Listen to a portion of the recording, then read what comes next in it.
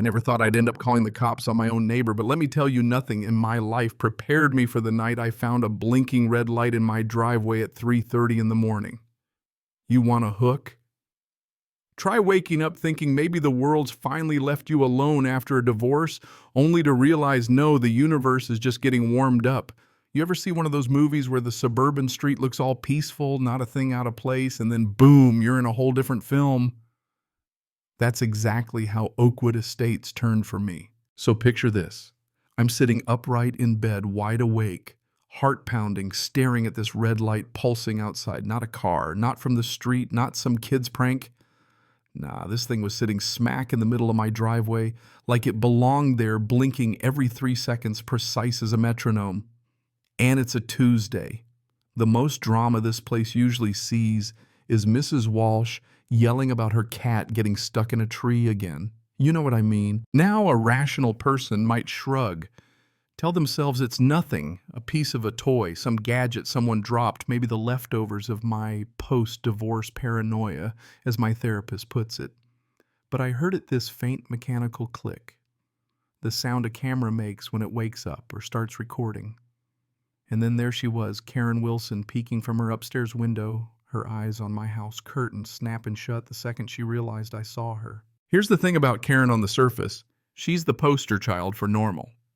Mid-40s beige Honda, works in insurance, loves talking up HOA violations like it's a second job. She'd been living next door since my ex and I bought the place. We'd exchanged the usual suburban pleasantries, nothing real. But now I'm standing there thinking, what's she doing awake, staring at my house while some weird device blinks in my driveway? Couldn't shake the feeling something was wrong. I grabbed my phone, flicked on the flashlight, threw on whatever jeans I could find and my ancient Georgetown sweatshirt, and headed downstairs. House felt too big, emptier than usual, echoing since the split. My hand hovered on the deadbolt. I had this moment, like, am I about to be the idiot in a horror movie who opens the door when everyone's screaming, "Don't do it"? But I was done letting fear run my life. Besides, Karen's face in that window made it clear this wasn't just me imagining things. Stepped outside, and as soon as I did, the red light stopped. Just went dead like someone flipped a switch the moment I appeared. I stood on my porch, letting my eyes adjust, breathing in that heavy night air, hearing nothing but the hum of AC and distant traffic. It felt like the whole world was holding its breath. After a minute, I went back inside. Locked up, sat on the couch for 2 hours watching that driveway. The light never came back, but you know that feeling when you know you're still being watched. That sun comes up and I'm done playing it cool. By 7, I've had 3 hours of research and way too much bad coffee, convinced. What I saw was a camera, not just any camera, but the kind professionals use. I go outside pretending to look for the newspaper, which, let's be honest, nobody gets any more poking around by the mailbox, playing it off for the neighbors. Found it too. A rock that looked off, weird color, weird texture. Fake. Bent down, found a lens, tiny embedded LED, definitely surveillance gear. I took photos, hands shaking with anger more than fear. Traced a cable, thin and black, running right to the fence Karen had suggested we put up a couple years ago for privacy, she said. Turns out she wanted privacy, all right, just not for me. You ever wave at a rock just so whoever's on the other end knows, that was me standing there with a phone full of evidence and a head full of questions. Back inside, more coffee, more research. Turns out these fake rock cameras cost a fortune, the kind of thing you buy if you have way too much money and not enough respect for people's privacy. Then right as I'm about to call the cops, I hear that click again. Camera wakes up. Look outside and there's Karen standing 3 feet from the fake rock, staring straight at my kitchen window, not even pretending to get her mail or walk a dog, just standing there like this was all completely normal. We lock eyes. She turns and walks back inside. Time to make this official, but I'm no dummy before I confront anyone I call the HOA. Susan, the board secretary, confirms it. No cameras allowed without written approval, and there's definitely no approval for any surveillance on my property. Mr. Thompson, that's not just a rule violation, it's probably a crime. You need to call law enforcement.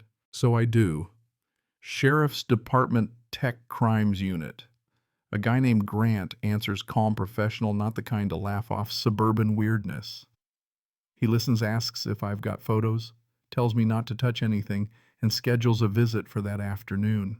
By the time he arrives, I've got motion alerts showing Karen or someone else triggering the camera.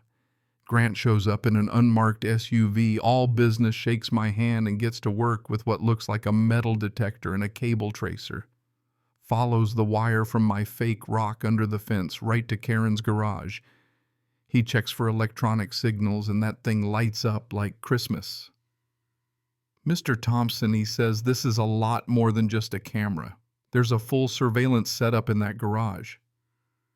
Suddenly, I realize I might not be the only target. Grant files for a search warrant. 2 days of hell pass. I'm jumpy, barely sleeping, constantly checking the driveway. Thursday morning, he rolls up with a team. Karen, who's been playing innocent, suddenly clams up, says she wants a lawyer, refuses to answer any more questions. Neighbors are coming out of the woodwork, pretending to do yard work, but really watching the show. Warrant in hand, we open the garage, and let me tell you what we find would make a hacker jealous. 6 monitors each showing live feeds of different houses, hard drives, organized folders, even printed incident logs on neighbors' routines. And then the twist emails, payment records, client communications. Turns out Karen's been selling surveillance footage to private eyes and divorce lawyers. Not just me, the Stevens, the Millers, the Walshes, even a family on the next street over. $8,000 over 18 months she made selling us out to anyone who'd pay. Divorce cases, custody battles, insurance claims, you name it. She wasn't just watching. She was packaging our lives and selling them to the highest bidder. My ex's attorney, turns out, bought hours of footage of my daily routine. That stung, not gonna lie. Grant documents everything, hard drives, emails, monitors, even the rock camera that started it all. Karen's arrested, charged with a buffet of felonies, criminal surveillance, invasion of privacy, operating an unlicensed PI business, conspiracy. Civil lawsuits pile on. Her fancy garage setup is now evidence, and she's living in a studio apartment in North Carolina, working phones instead of cameras. The fallout. Every family got notified. Emergency HOA meeting turned into a showdown. Betty Walsh nearly started a riot. The Millers finally won their custody case after proving surveillance data had been used against them. Betty got $85,000, the Millers $62,000, me $47,000, and a written admission from my ex's legal team. Total damages over $300,000. Karen lost her house, her savings, everything. But the best part, the new privacy bylaws we wrote.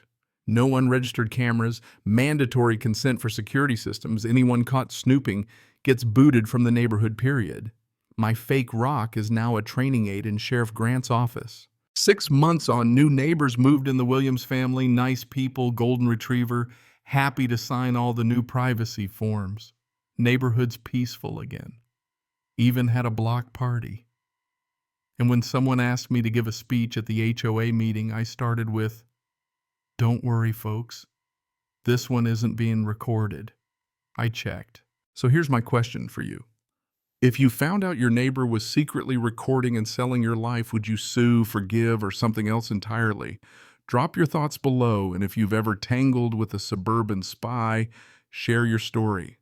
Hit subscribe for more tales of justice, revenge, and the weirdness of American neighborhoods, because around here you never know who's watching. But now at least I do.